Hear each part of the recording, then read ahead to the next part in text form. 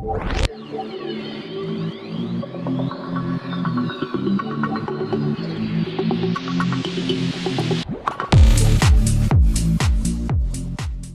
channel does not promote or encourage any illegal activities. All contents provided by this channel is meant for educational purpose only. So hello everyone, welcome back to another video of our channel, and in this video this is the third episode of our podcast named HACKCAST, and today we are with Armaan and we'll be discussing about some Web3 topics and many more. So make sure to take a look on this video till end.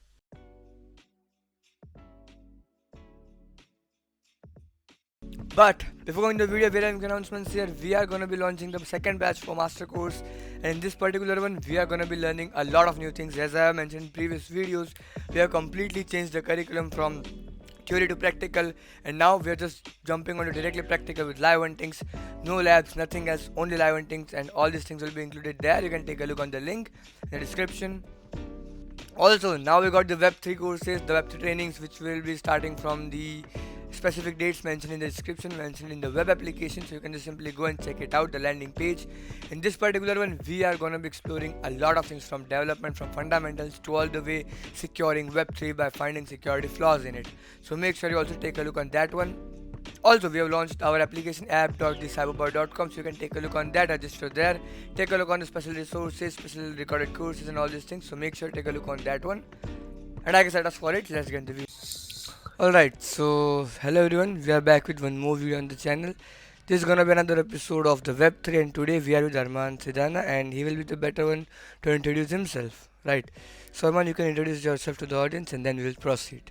Hello everyone, my name is Armaan Sidana and I'm 21 and I'm the CEO and founder of Nexus Security, and I do a lot of things, to be honest. So to be very on a higher level, on a broader scale, so I run a company. We specialize in edtech pen testings, and we have a lot of Udemy courses. They are highest rated right now. And to be a little more on the Web3 context, our course is highest rated right now for Foundry, Solidity, Smart Contract pen testing, and that's a bit about me. If we keep the professional aspects aside, I'm a Guinness World Record holder, I'm a national boxer, I'm a guitarist and author. Thank you. Great man, it's nice to zoom on a all over perspective. So yeah, as I started with the Web3, so like see, if I say about myself, then I'm not too much into Web3, but I'm just going on the part where I'm just trying to take a part into it. Apart from that, we have a bit of similarities. I'm also into edtech and consulting on the same time. We are having plenty of clients as these days, around 30 to 45 clients on the basis of experience. And apart from pen testing, apart from consulting, we have a tech portfolio of around 4 to 5,000 students holding into bug bounties, reconnaissance, info gatherings, and Android, iOS, all these type of aspects. And we recently launched for Web3. I think I might have approached you on Instagram about the course review, like can you review the content and all this type of things. Right, as I'm going on live and you're on the recorded market. So on that aspect, I was also working on to the Web3. And the biggest question that I personally find in Web3 is like, can we implement this thing onto the normal public? Like, can any user be friendly with Web3? Like for If we normal audience. take the current scenario into Mm-hmm. consideration, absolutely a big no, because implementing Web3 on daily tasks have a lot of foundational level problems. Just as people don't know about wallets, to start with the point, they don't know about wallets. They don't know how different minutes are different. What are the gas costs?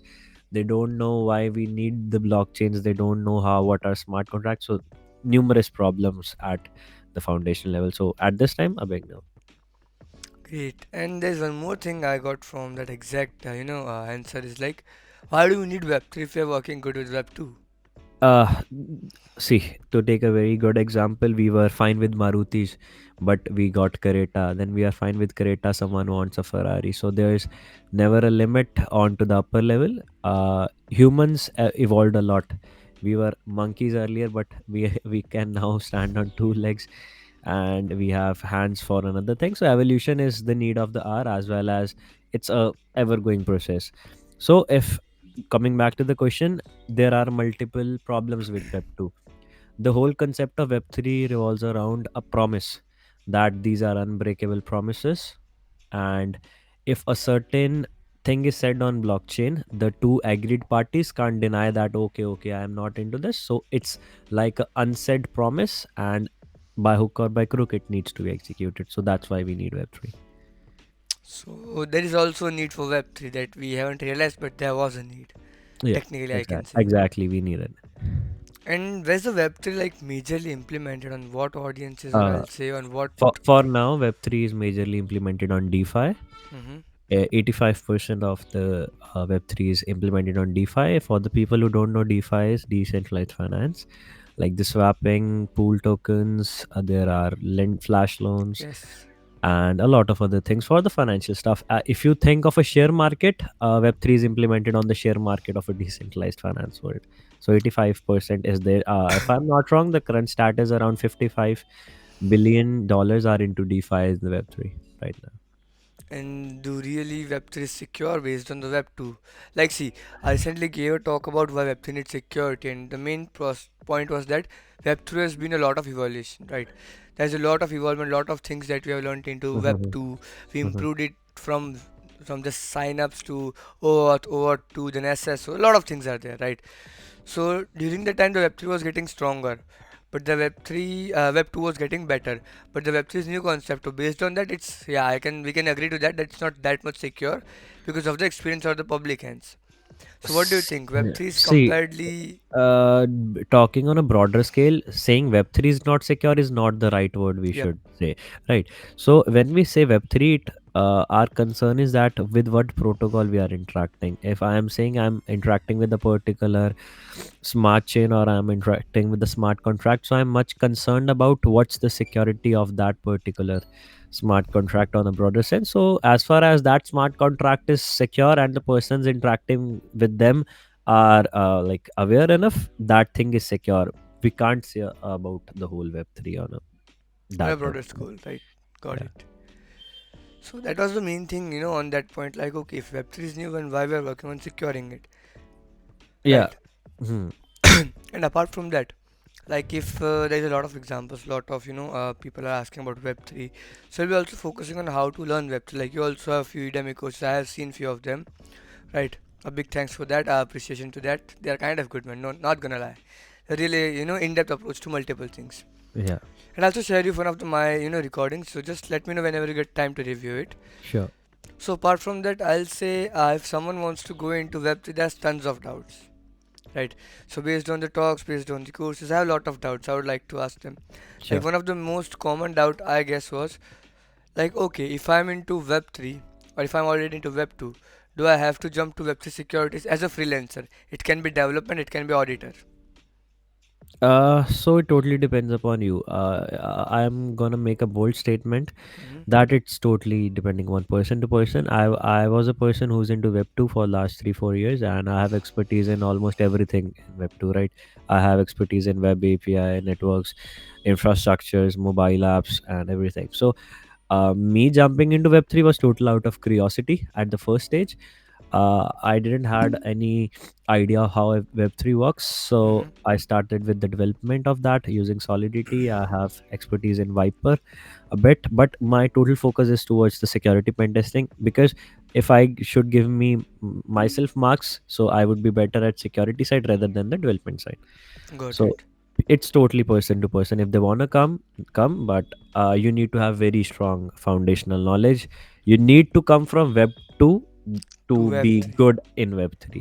Yeah, got it. So shifting just because of learning will not matter at all. No, not matter at all. You would be just like other people who are not in the top 1% club. Yeah, obviously the one person club is gonna be there. Yeah. Agreed. One more thing that is kind of there is like, is there a competition in Web3 security or development?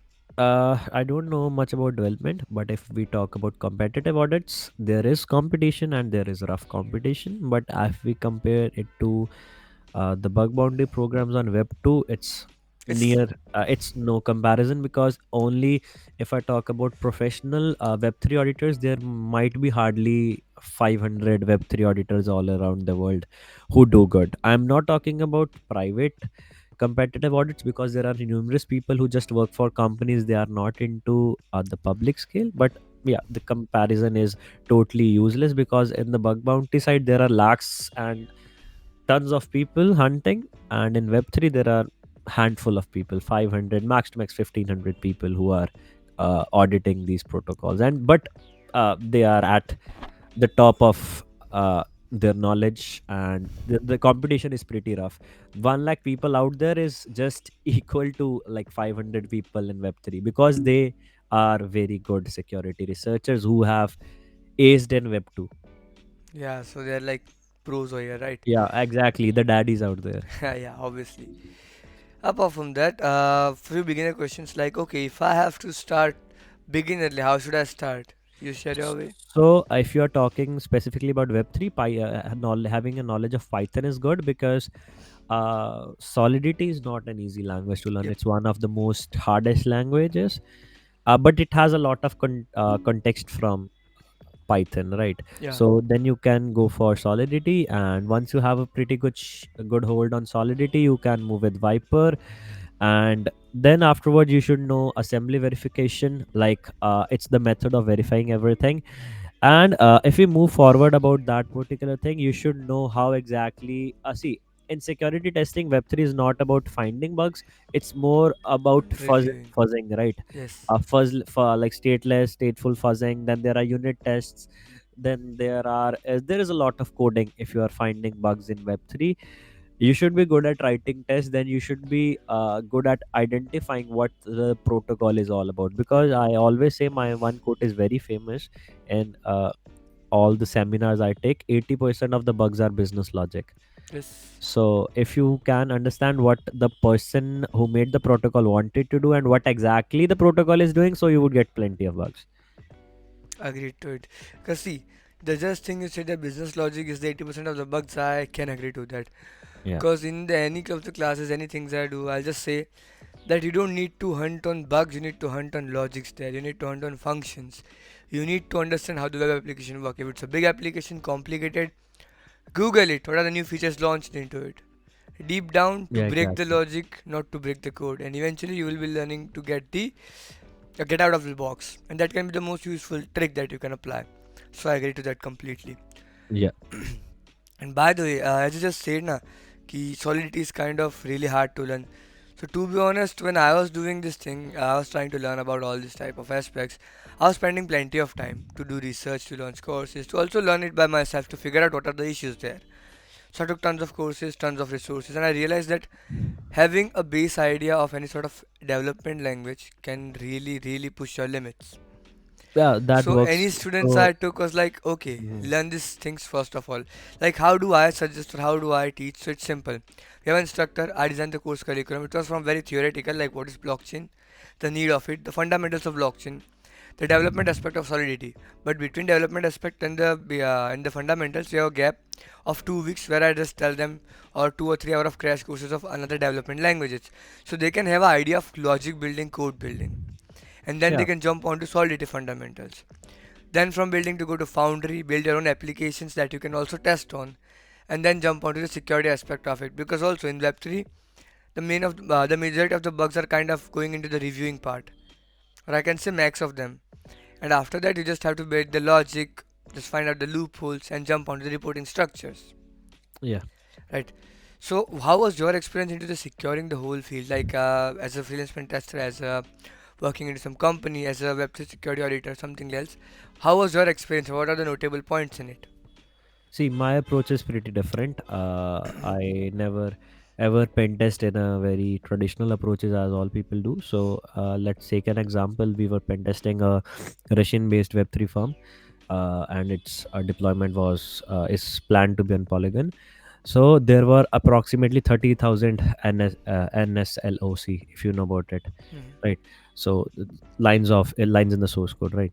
So 30,000 is a number that if anyone would see, he would first hit his head on the wall, and if by chance he survives, then he would sit on Work pen on it testings, right? because it's all about reviewing, right? Majorly. Yeah, exactly. So I just had a word with the client, and it was 4.5 hours of meet where I was making a lot of onboarding documents, that what exactly thing is meant for what perspective, what is meant for what.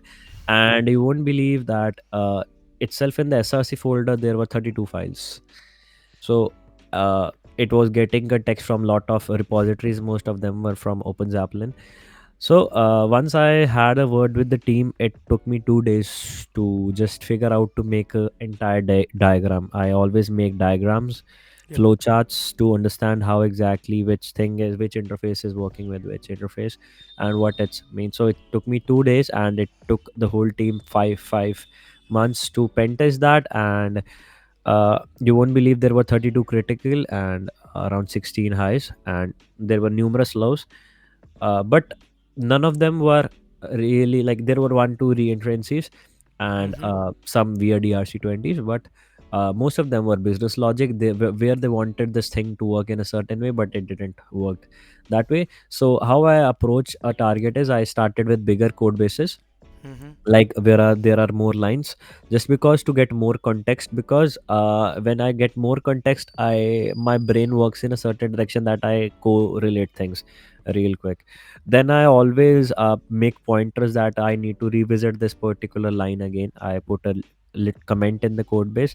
Then I start, there are some people who start with the testings, like they create stateless stateful fuzzes, but I don't do that way. I always read the code first, then I use pretty much good AI assistants to write code in my language. For example, if I take a example, there was a code base where a new admin owner, like, Mm-hmm. there is a protocol where one admin can make the new owner the admin, but there was no check on whether the new admin can be a address or a smart contract address. So that was a bug itself, that if a smart contract address becomes the admin, so that protocol would break, because afterwards, if this new smart Got it. contract is not modifiable, he cannot make a new address the admin. Kind of access level from Web 2. Yeah, we can Kind say of, that kind of. it's like of a denial of service attack, Yes. right? So that's how I work. That's kind of a thing like I can rate on the diagram part. Because in my opinion, I also like to map a lot of things into a flowchart Hmm. structure majorly. Because see, to be honest, on a frankly basis, even if I'm on office, even if I'm home, even if I'm doing freelancing, I'll just take carry my iPads everywhere. I'll just make a diagram of everything. Now at this point, I have over 1,000 diagrams of multiple applications and all these things. Yeah, it helps, but sometimes I don't even make diagrams, because let's say if I'm testing a web 2, It's a right? short So one. I just go straight in away, I just know how the functionalities work, so it's totally depending upon the need of the hour. If Yes, some protocol needs to be diagrammatically represented, I do that. If I don't waste time on stuff, because everyone's time is money, right? So I absolutely. don't there are my some employees, they always try to make notes of everything. I always say them, if you can modify your brain to hold info, it's good. You are wasting your time, because you are not going to visit those diagrams ever again. You are not going to visit They're just those gonna notes. be in that storage and in the iCloud Yeah, it's 2.0 gonna of be it. in the trash. So just train your brain in that way. Because making notes is something that I also do anymore. I just make diagrams for something like, okay, there's a hectic day, make a diagram what I want to do, make a task list, remove Mhm. it. But making diagram of some simple things or working on based on, Yeah. just like basic So you topics. need to draw a line of distinction where you need to Yes, draw and where you need not to draw. Like doodling everything and writing everything is not good for a it's hacker. just gonna wasting your 30 minutes of your time. Yeah, Just sleep exactly. at that time and get a rest. Yeah. So yeah, I can agree to that one. Because I have seen a lot of people having pen papers all the time, writing things down, That, down, that's down, down. that's not great for good pen testers. It's just like going on to some place and capturing photos. You haven't enjoyed that, mate. So Yeah. yeah, agree to that. Hmm. One more thing. About Web3, initially, if someone is trying to start into it, they're Mhm. like, okay, why Solidity? There are also other options, right? Multiple reasons. The cross-chain compatibility, it's a even compatible language. There are ample of resources available for Solidity. Most of the compilers work pretty much with great with Solidity. If you are using some static analysis tools, they are pretty good at finding what's wrong. The compiler tells you what are the warnings, and Solidity is like really great, because if I take a little example, when you are doing the structs, the newer version of Solidity even saves you from big bugs. So if I take an example, there's a bug of integer overflow, right, where we specify the number of uint. If I take uint 256, I am like taking a great value. If I say to uint 16, so it has a value it can hold. If I let's say if a uint value can only hold from 1 to 255. If I Mm-hmm. enter a value greater than 255, so it would convert to 1 again rather than 256, right? Mm. So it's integer overflow. Newer versions of Solidity, when they're constantly updated, so they look for these issues. So by default, if you're using Solidity, you are at the edge of not making silly mistakes. Got it. And what about Solana? What do you say? I'm not into it, to be very honest. If you would talk me with the development side, I might be a little low, but if you talk with my security side, I would be on the peak. Okay, got Because it. my perspective, learning Solidity was not for the development. My purpose of learning Solidity and stuff was totally for the security perspective, because I already have a lot of garbage in my brain. Doing OSCP and stuff like that totally takes away your health and stuff. So it was just a bifurcation of my extend like the current skill set, rather than totally getting into it. Got it, got it. By the way, what are your opinions on OSCP? Is it easy? uh Both, it's easy as well as it's difficult as well. I cleared OSCP in just 5 hours with report. So just sticking to the basics, your methodology should be great. Don't use fancy tools, you are good to go. Okay, so that's simple methodology on it.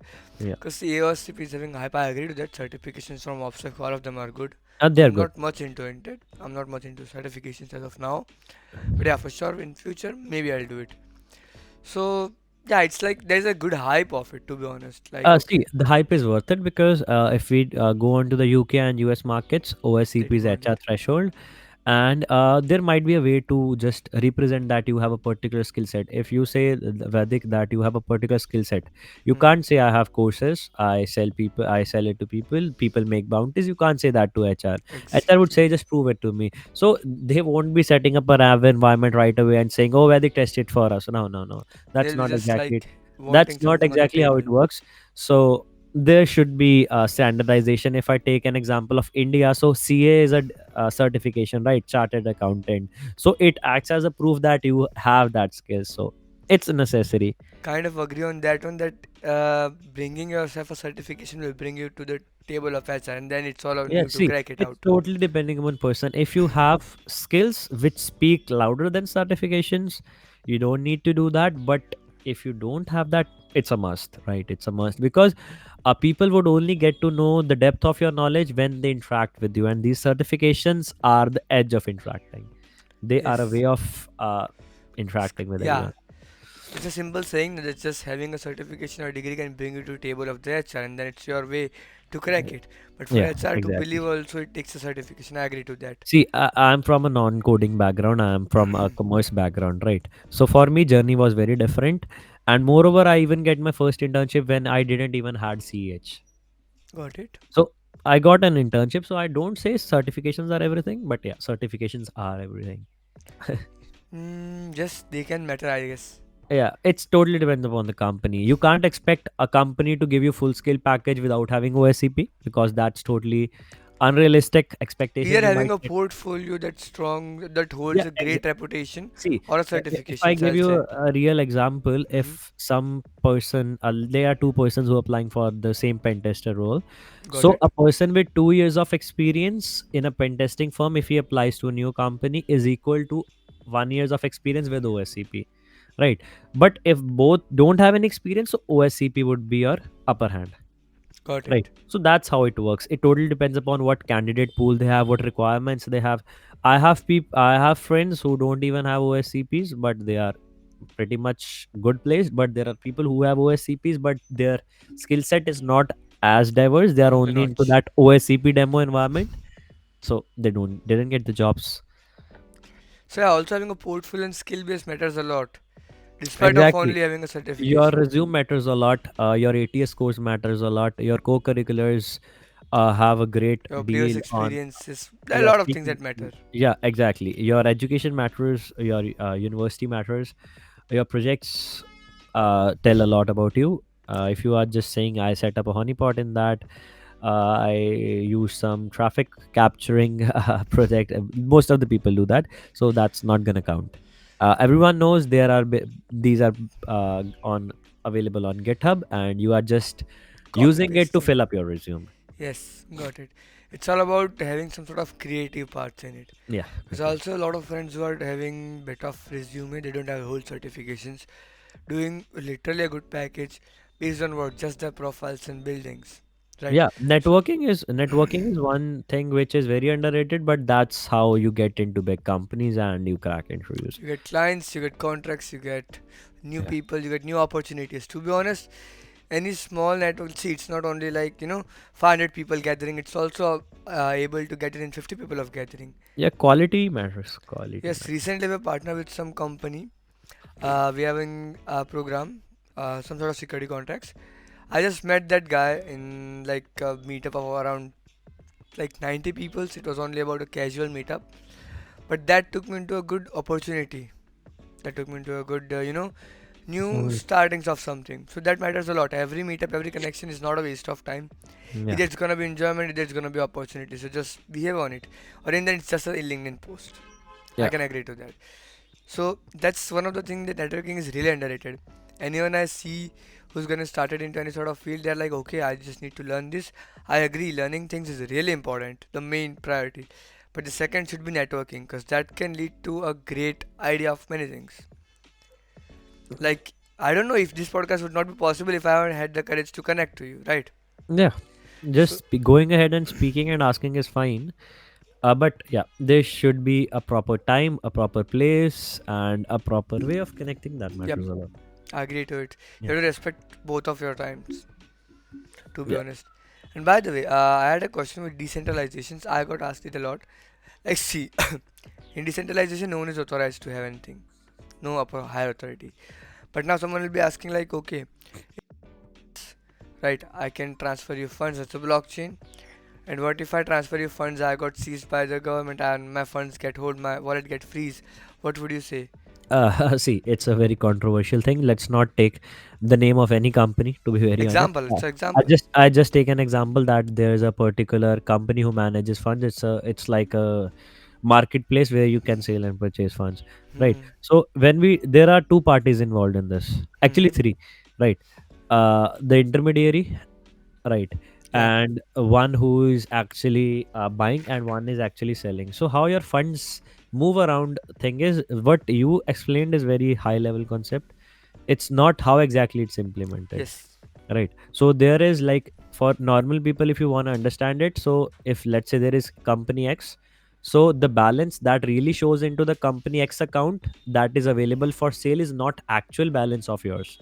It's like if simple, it's kind of swapping mechanism. There are decentralized ledgers inside that.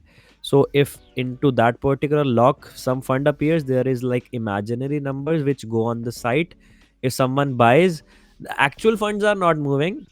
It's like a illusion that's going on. So no company can like straight away transfer. If you might know, there are huge sanctions on that. And in blockchain, if there's a false transaction, miners can revert that transaction very easily. And with the introduction of L2s and stuff, it's very hard to do that stuff. Because if you are making trying to make a direct transaction on Ethereum, it's heck of a costly. You are always trying to use some rollups and L2s, and they don't allow doing that. So it's technically not possible. Got it. So there's one more Yeah, but thing. yeah, just to add into that particular, if you are like getting scammed and that website has a smart contract who's plain text storing your funds, they can do anything. Like there, 5 6 years back, there was a scam that was very famous. That there was a website who said, deposit this amount of Bitcoin, then invite this much people, your Bitcoin mining speed would increase. And after 2 days, when people deposited their funds, that website was down and all the balance was transferred. So depends that how exactly it's implemented. I agree to that one. Yeah. There's one more thing I would like to say. See, like still there's a small bit of questions Mm-hmm. that I still have, like the quirky ones, you know Sure. that. Go ahead. Go ahead. Go ahead. So see, I was asked a question. If we are free to do transfer, to do whatever transaction we want, if it's a freedom, it's decentralizations, then how do we get banned? Why do we get banned? Who's noticing it? See, you are like Yeah. confusing things. Yeah, You are I got it. I confusing. got it. I You're, got I got asked these questions. I have written all of them. yeah. So you are confusing a lot of things. Yes. So let me take an example. So you wanna transfer one BTC. Yep. So the platform who is buying is hardly concerned from where you got one BTC, Yep. and the person who is buying is hardly concerned from where You that got 2 BTC. platform got one BTC. Yeah. Now, if we talk about the concern that who is concerned, your country's government is concerned because they want 33% of tax on it. Got it. Secondly, how you got it, because cryptocurrencies are directly linked to some terrorist activities. That if you can prove, if you can see, if I take an example, when I Mm-hmm. work for companies, I always get my payments in cryptocurrencies. Hmm. So if they say, Arman, from where you get this 200 USDT, so I would say, this company transferred me. They would take their ID. They would see if it's a valid company. Do we have a contract? If I have a contract, it's legit. Now, how we don't get banned on a wallet, we get sanctioned. Like our wallet address gets sanctioned, and if we make a new wallet address, we can do that. And how that sanction happens is, let's say the government would say that this is the address of Vadik, who holds this much BTC in his account. Don't allow him to either swap, don't allow him to either sell. That's how like the exchanges are working. They can't go against the government. And the very next moment, the very next day, CBI would be outside of your house. Because Knock if knock. the amount is big, I'm not Right. saying about 0.002 BTC. If the amount is greater than, equal to or greater than 1 BTC, because as far as I know, very few people in India hold that much big amounts. Got that So yeah. idea, man. Let's say that's a good thing. So in decentralized, there is also role of government. See, don't say decentralization is a whole another concept. It's related to the Got it. protocols. Got it. Government concept is related to compliance and regulations. So when I Agreed. say decentralized is the protocol owner or anyone out there doesn't have a control, but we are not saying it's not regulated. So, to take a very funny example, if you are Mm-hmm. roaming with your girlfriend, that bond is decentralized. Nor your girlfriend controls that. It's naturally happening, but that doesn't mean her father cannot beat you. Yeah. Right? Nice There are example. compliances and regulations. Nice example. Now see. Yeah. Yeah. So these are the few questions that I usually get asked, and you might have also gotten asked, right, in the talks And and no all these one things. asked me, to be I very get honest. these questions like, see, No one asked me after the part, Web3 questions. after the exact part, I was like, okay, if you are getting this thing, then how government can ban? Because see, there is a perception that having a freedom doesn't mean, or having a freedom means that you can do whatever you want. There No, are not gonna be compliances. that's for sure. So see, So that's the if thing I would like someone to wants clear for the someone public, wants to evade some sort of compliances and regulations, there are numerous ways to do that. But we won't be talking about that. So obviously. the people who would be saying that they they should only earn, they don't have these bigger amounts, so they need not to concern about whether they would get banned or not.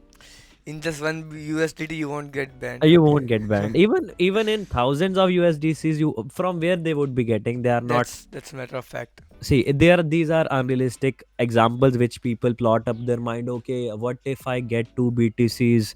Anyhow, what would government ban me? You are not getting two Can I BTCs. leave fire if you and get two BTCs? No, bro, it's not gonna happen. It's not gonna happen.